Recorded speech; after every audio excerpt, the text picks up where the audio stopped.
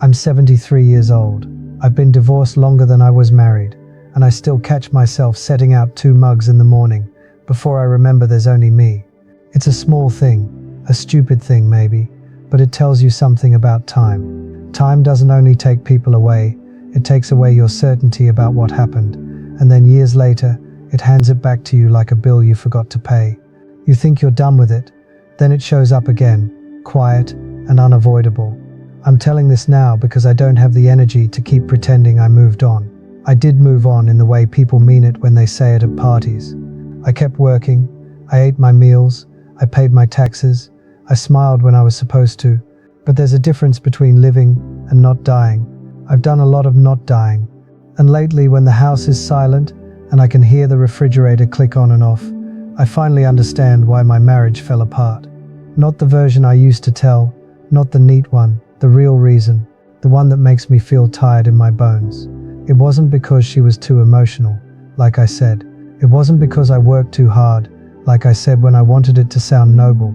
It wasn't because we grew apart, like people say when they don't want to talk about the uglier parts. It fell apart because I was there, but I wasn't with her. That's the simplest way I can put it without dressing it up. I sit in this chair most evenings now. It's an old recliner with a worn armrest. My knees don't like stairs, so I keep most of my life on one floor. I have a little lamp by my shoulder and a stack of mail I pretend I'll sort. Some nights I turn the television on low, just to hear a human voice in the room, but I don't really watch. Sometimes I look at the wedding photo in the hallway. I should probably take it down. People tell you to do that, like it's a practical step, but the photo doesn't hurt the way it used to. It's worse than that. It looks like strangers now. There we are, me in a suit that doesn't fit quite right, her in a simple dress, not fancy, hair pinned up, smiling like she's stepping into a life she believes in. It's not even the smile that gets me, it's the way she's holding my arm, like she's proud, like she trusts me. I don't know when that trust started leaking out. I only know I didn't notice it at the time. I noticed the big things, the bills, the car making a sound, the roof that needed patching. I noticed my job, my schedule, my reputation. I noticed what other people thought of me. I was always noticing, but I didn't notice her going quiet. That's the part that scares me when I think back. It wasn't a sudden collapse. It was a slow draining, like a bathtub with a tiny crack in it, day by day, and you don't see it until you're standing in the cold. When we met, I was 26 and she was 24. We weren't kids, but we weren't wise either. We met through her cousin, who worked in the same building I did, just a different office. It was the kind of place with beige walls and humming fluorescent lights and people who brought their lunches in brown paper bags. She laughed easily. She had a way of looking right at you when you spoke, not past you. That felt like being chosen. Back then, I was a man who wanted to be chosen. I didn't even know it, but I did. We didn't have much money. My first apartment smelled like old carpet and someone else's cooking. The kitchen window stuck and the heat worked when it felt like it. But we didn't care. We were busy with the simple things. Finding a decent grocery store, arguing over which cheap couch to buy, going to bed too late because we were talking about nothing and everything. There's a sweetness to those early years that I didn't appreciate until they were gone. When you're in them, you think that's just life. You think it will always feel like that, because why wouldn't it? I grew up believing that being a good man meant being steady. It meant you didn't complain, you showed up, you worked. You didn't make scenes. My father wasn't cruel, but he was hard in the way men were hard then. He didn't say I love you. He didn't say I'm proud of you. He proved things by paying for them. He proved things by not leaving. So I learned early that love was duty. Love was doing what needed to be done. When I married her, I truly believed that if I kept a roof over our heads and food in the fridge, I was doing it right. And in a way I was. I don't want to lie and say I did nothing. I worked. I brought home a paycheck. I fixed things. I stayed faithful. I stayed. But I also used work as a hiding place. I didn't call it that, of course. I called it responsibility. I called it ambition. I called it being a provider. It looked respectable from the outside. The first years went fast. We had our first child when I was 29, a little girl. I still remember the hospital smell and the way my wife's face looked when she was exhausted and glowing at the same time. She wanted me close. She wanted my hand on her shoulder, my voice in her ear. I was there physically, but my mind was already counting the days I'd have to miss at work. I went back to the office earlier than I should have. I remember telling myself that being home too long was indulgent, that real men didn't linger. That's what I told myself. The truth is, I was scared. Not scared of the baby, scared of how much was being asked of me emotionally, scared of not knowing what to do with her tears, her worries, the way she looked at me like I was supposed to understand what she didn't even have words for. She would say she felt alone, and I would say, "You're not alone. I'm right here." I said it like a fact, like a statement you could sign and notarize. I didn't understand that she meant something else. She meant she couldn't reach me. That became our pattern. She would bring me a feeling, and I would bring her a solution or a denial. I would try to fix it. I would try to correct her reality. I would say things like, "You're overthinking it," or "It's not that bad," or "We'll be fine." I thought I was calming her down. What I was really doing was pushing her away from me, one small inch at a time. We had a son 3 years later. By then I had moved up at work. I had a better title, a better salary, and less time. We bought a modest house in a neighborhood where people cut their lawns on Saturdays and kept their curtains clean. I liked that. It felt like proof. Proof that I was doing what my father taught me. Proof that I was building something. My wife made the house warm in ways I never noticed until it was too late. She remembered birthdays. She kept the calendar in her head. She made soup when someone was sick, and she could tell just by the way the kids walked in the door what kind of day they'd had. I admired her, but I didn't say it. I assumed she knew. That's another thing I've learned about assumptions. They're quiet little thieves. In my 30s and early 40s, I was tired all the time. The kind of tired that makes you short-tempered. I came home and wanted silence. I wanted to sit. I wanted to feel like the day was over. But her day wasn't over. Her day had been children, and laundry, and broken school projects, and loneliness. Her day had been questions with no adult to answer them. She wanted to talk at the end of it. She wanted to tell me things. She wanted me to be part of it. She didn't want me to just exist in the same building. She wanted me to enter the life we were living. And I acted like she was asking for too much. I can still see it, clear as a picture. I'd come in, loosen my tie, look at the mail, ask what's for dinner.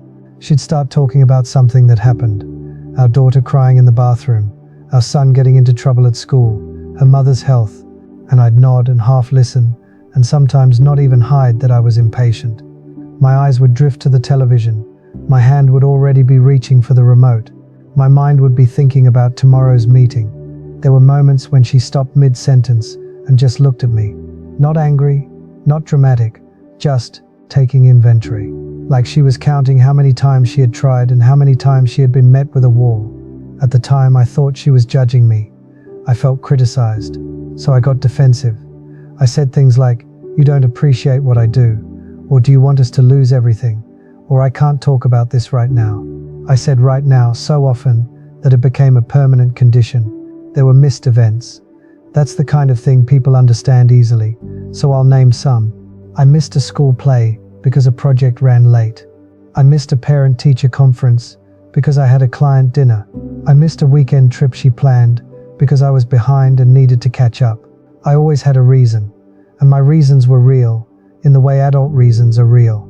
The bills were real, the job pressure was real, the fear of falling behind was real, but so was the cost. I didn't see the cost because it didn't come with a receipt. It came in her shoulders dropping when I walked away. It came in the way she stopped asking me certain things. It came in the way the house became quieter, not because things were peaceful, but because she was giving up. You don't notice when someone stops fighting for you. You think you've won. You think finally there's no more conflict. It's not a victory, it's a funeral.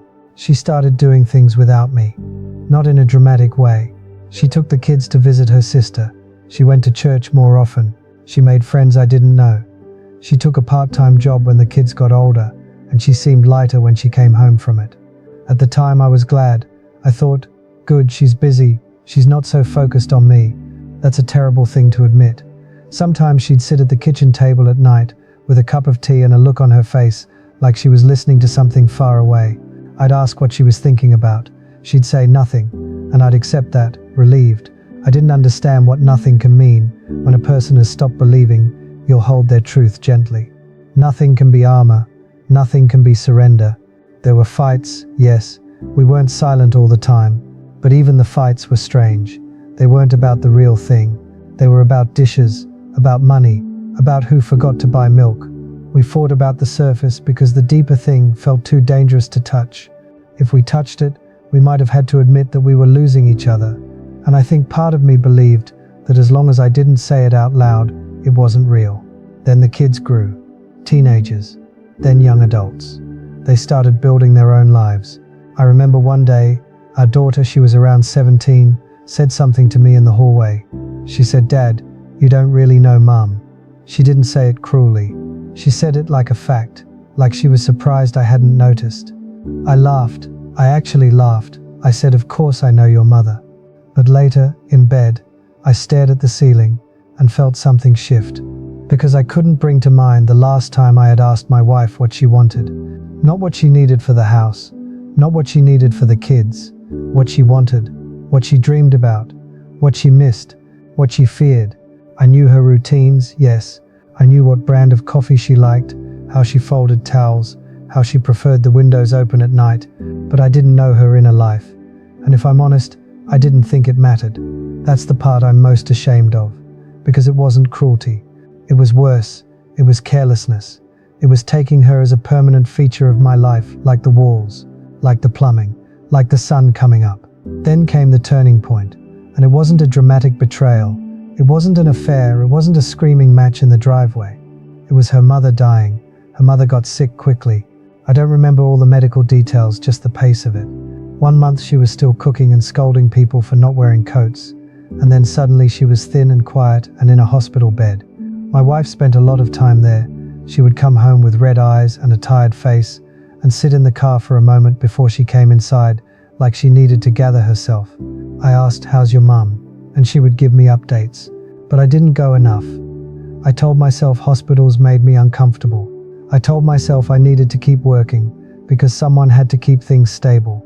I told myself she had her siblings there. The truth is, I didn't want to feel it. I didn't want to walk into that room and see a woman dying and feel my wife's grief like heat on my skin. I didn't want to be needed in a way I couldn't solve. The night her mother died, my wife called me from the hospital. I was still at the office. I remember the sound of the phone ringing and me thinking, irritated, that I was in the middle of something. Her voice on the other end was flat. She said her mother was gone. I said, "I'm coming." And I did come. I drove fast. I parked badly. I walked into the hospital with my tie crooked and my heart racing, not from sorrow, but from being late. When I got there, she was sitting in a chair in the hallway. Her hands were folded in her lap. Her face looked older than it had the day before. There were people around her, her sister, her brother, someone from church. They were touching her shoulder. They were holding her. I stood there like a visitor. I put my hand on her back, and she didn't lean into me. That's the moment. If I had been a wiser man, I would have understood everything. Her mother was dead, and my wife had learned, in the deepest part of her body, who would show up for her and who wouldn't. I was her husband, and I was not her shelter. After the funeral, she changed, not in the loud ways, in the quiet ones. She stopped asking me to come to things. She stopped trying to pull me into conversations. She stopped leaving notes for me on the counter. She did what she had always done. She kept the house running. She made dinner. She went to work. But there was a distance now that felt permanent. Months later, one evening, she said she wanted to talk.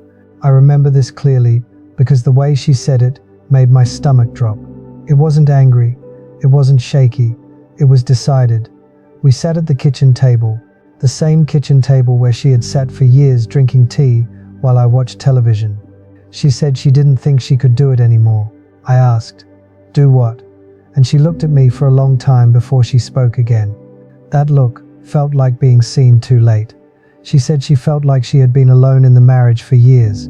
She said she didn't want to hate me, and she was afraid she would if she stayed. She said she didn't feel like my partner, she felt like my background.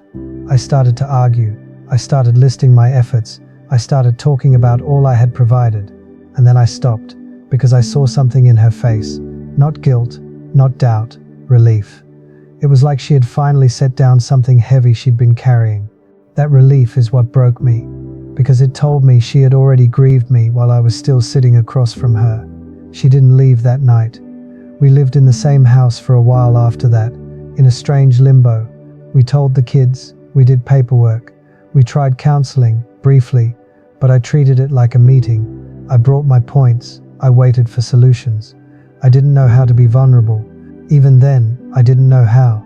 The divorce happened quietly. No screaming, no police, no shattered plates, just signatures and boxes and the sound of drawers closing. The day she moved out, she took the old quilt her mother had made. She took her books. She took a few framed photos. She left the houseplants. I never understood that until later. I think she knew I wouldn't keep them alive. After she left, I told people we had grown apart. I said we wanted different things. I said she needed space. I protected my pride. I protected my image. I protected everything except the one thing that mattered. The years after that were normal, I guess, in the way loneliness can become normal. The kids visited, then they visited less. They had jobs, families, their own busy lives. They loved me. I know they did, but they were closer to their mother. She had been the one who listened, the one who noticed. I dated a little, not much. I didn't know how to be close without feeling exposed. I didn't know how to sit with someone's feelings without trying to fix or escape. I'd built my whole identity around competence, and intimacy made me feel incompetent. My ex-wife remarried after a few years. I heard about it from our son. He mentioned it casually, like he was telling me she got a new couch. I said good for her, and it was, truly. But that night, I sat in my living room and felt something like a cold wind inside me.